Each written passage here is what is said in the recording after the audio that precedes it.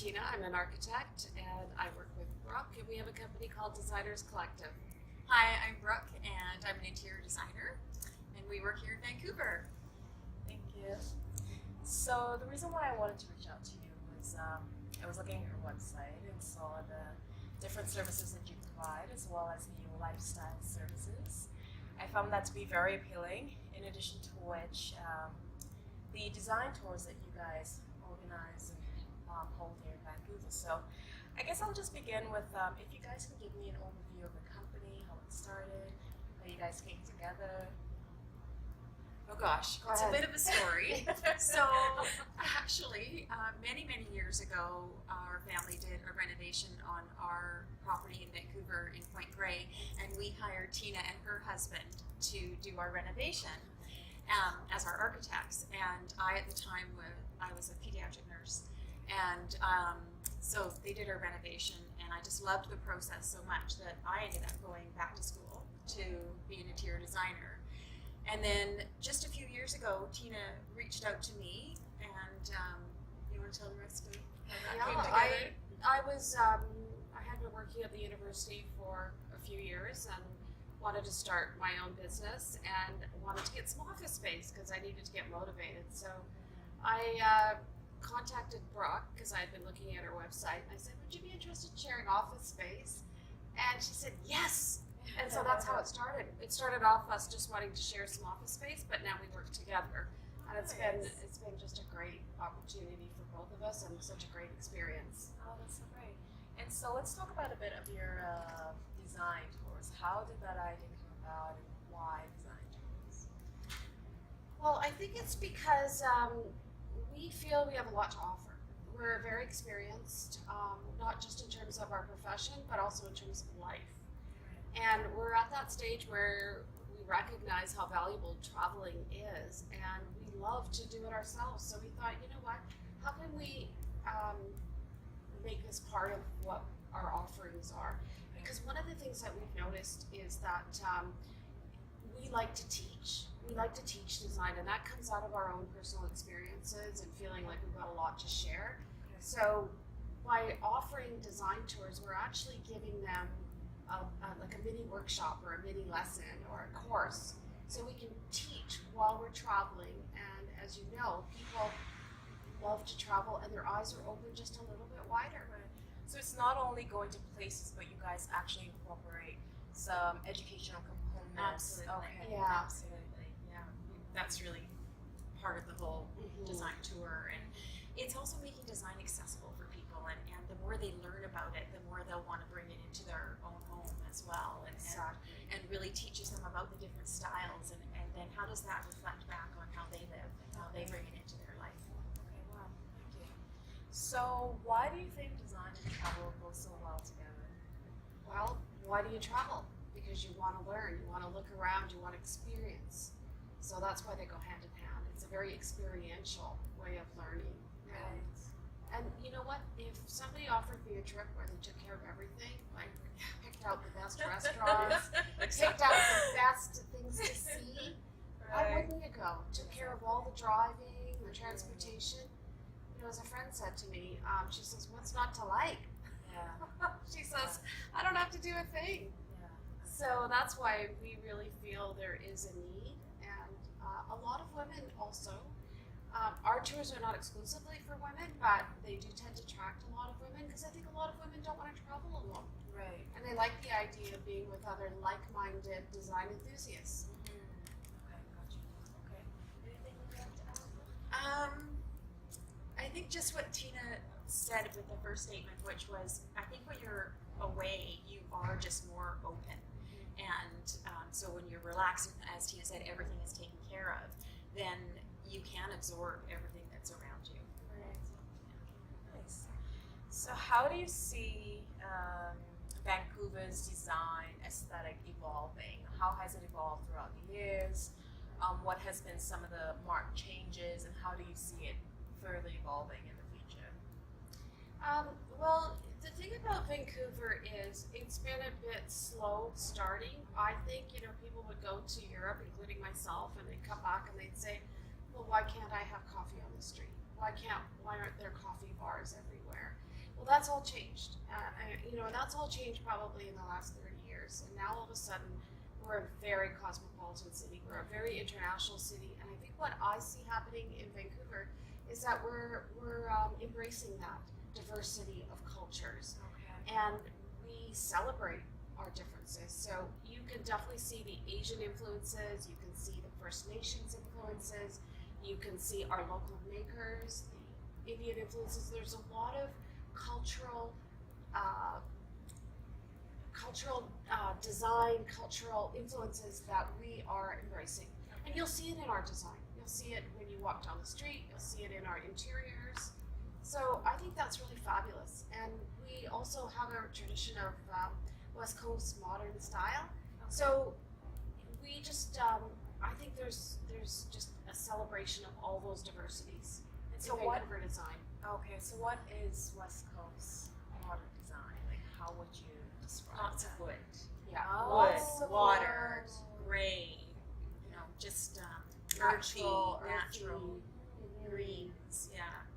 And I really do think that is becoming more of a style. I think Vancouver used to be known primarily as a place where people came to explore the outdoors, but I think now they're also coming here because they enjoy the style here. We have a real West Coast vibe that we carry through to our design style in our home. We're also one of the greenest cities in the world, and that is the mandate of our local government to become the greenest city by 2020. And you'll see that. I mean, green design is everywhere, right? You Okay. cannot build anything anymore unless it's green. certified. Yes. Okay. And also, we're a very wet city.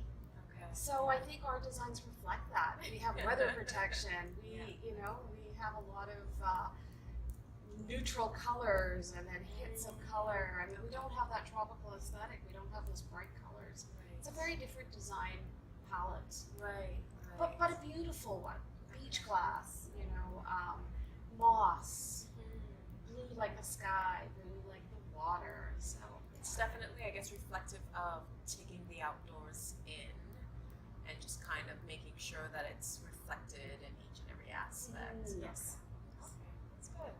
So, can you guys share some unique spots, some architectural gems that maybe a lot of residents coming to Vancouver may not know about, but that you, Yeah. like, yes, you know what? We absolutely. can take you there. I think one of the things that we have that we really enjoy are our gardens. We have a beautiful garden up at our university called Nitobi Gardens. It's a Japanese garden. It's beautiful.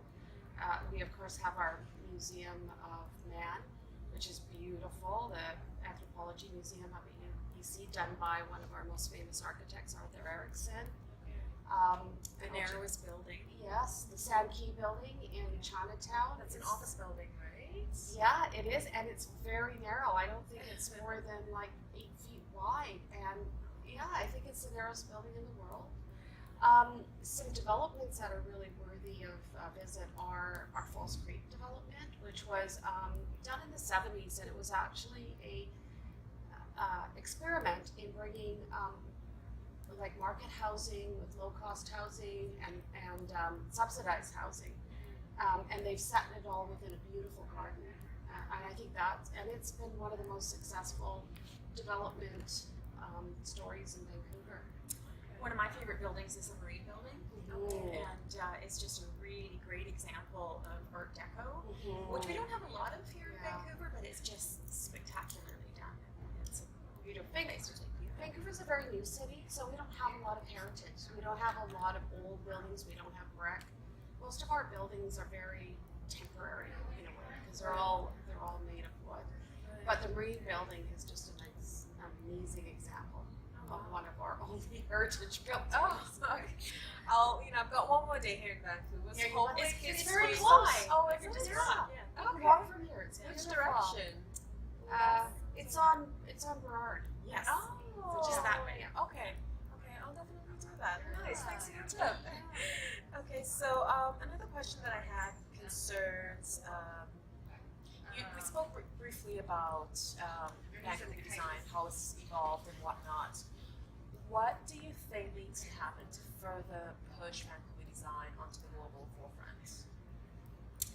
Probably just more design tours and more Yeah, Just letting more people education. know. Yeah, more education. Letting people know we're here. Yeah. I mean, we have a few friends in the U.S.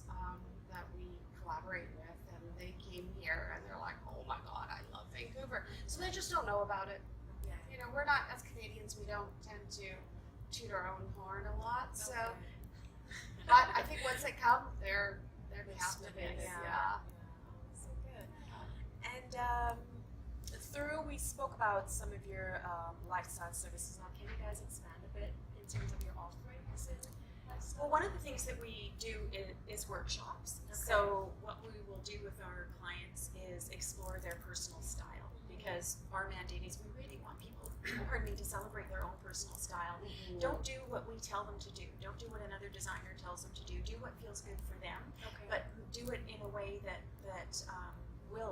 you will end up with a lovely design, but that reflects you. So how do you do that? Well, you need to know sort of the process in the planning, and so we offer workshops on finding your own design style and then how to pull that together into your own home. Okay. So that's a big workshop that Yeah. we do. That's you And do that. And I know you guys have a pop-up shop or have had pop-up shops before, correct? Yeah, one of the things that we have had the opportunity to do is meet a lot of people who do really interesting things. And so what we inadvertently fell into was the opportunity to showcase some of these amazing designers and makers. And so we did a pop-up shop. We thought, okay, let's bring them all together, have a place where people can come and see the goods, buy a few things, and it was just so successful that we now get asked by makers if they can join our collective and be part of the next pop-up. So it wasn't something we planned on doing, it just happened, but it's actually been a wonderful opportunity for us to grow our tribe, meet people, just stay on top of what's new and current, and then be able to offer that to our clients. So has the next pop-up been scheduled, and when? Yeah, where it's is going to it? be just before Christmas. Okay. It'll be late November and early December, and it'll be at our new studio, which is a retail space at 2885 West 33rd Avenue. Okay, Hope you so- guys can all come. Yeah, so viewers can definitely go on your website and Yes. find the details. Yes, for- exactly. Okay, sounds good. So in regards to that, how do you see the importance of your role playing out in terms of shepherding these clients in terms of finding their design style? Like, how do you see your role improving or evolving in that capacity? What we find is these days that people are really into DIY. They want to know how to do it themselves. So what we say is, fine, do it yourself, but let us direct you. If you need a little guidance, come to us, ask us questions, and we'll be like design coaches. We'll help you to fulfill what it is that you see your design style as. So, like a lot of people, there's a lot of television shows about and magazines about design and how you can do it, but it can be really overwhelming. And sometimes you just need a little nudge in the right direction.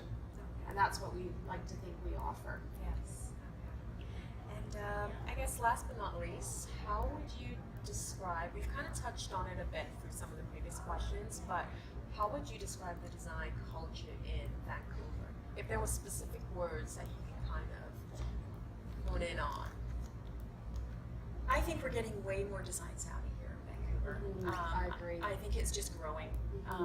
We're getting much more of a community. We have a new design resource center in Vancouver called Kavili, and they've just started up in Vancouver, and I think that's going to be a huge boom for Vancouver. We also have down in Alexander Street, the whole Railtown district. We have The Armory District, District, which is okay. another design area. So design areas are popping up all over Vancouver. So I think people, as Brooke says, are just way more design savvy, and it's a great thing, right? And room to grow is always a good thing. It is. Yes. So I It's think exciting, actually. It's very exciting to be part of it. Yeah. Well, I want to thank you both Yeah, again. Thank you thank for you. the interview. It was You're really nice welcome, touching base with Molly. you guys. Yeah. And I'll be sure to definitely follow up and let you know once the video and the post is on the Great. website. I look Wonderful. forward to Thank that. you. Thank you. Thanks again. Thank